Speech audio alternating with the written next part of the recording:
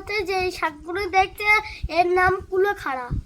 এই যে চিংড়ি মাছগুলো দেখতে এই চিংড়ি মাছগুলো দিয়ে আমি কুলেখাড়া শাক বানাবো।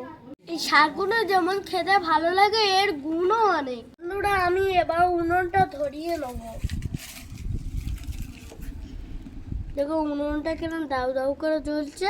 ওটা সুন্দর করে চিংড়ি মাছগুলো ভেজে নেবো।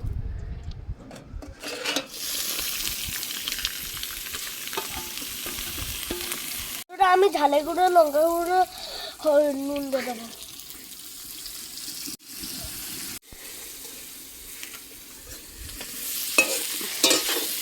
চিংড়িগুলো লাল লাল করে ভাজা হয়ে গেছে।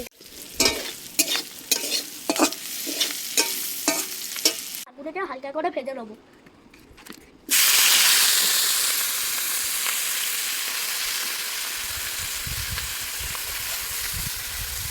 লবণ দিয়ে চাপা দিয়ে দেবো।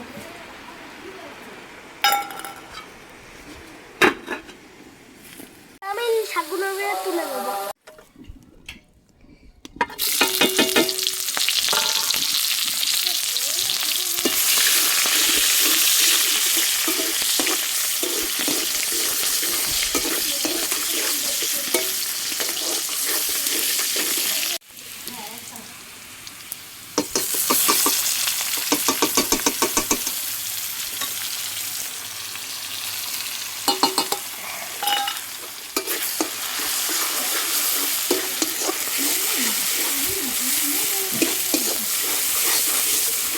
আমার মশলাগুলো কষে এসছে।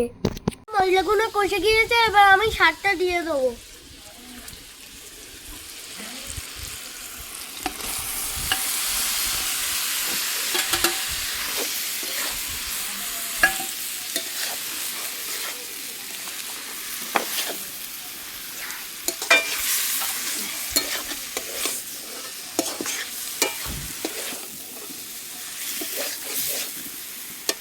আর শাকগুলো চচ্চড়ি হয়ে গিয়েছে, এবার আমি চিংড়িগুলো দিয়ে দেবো।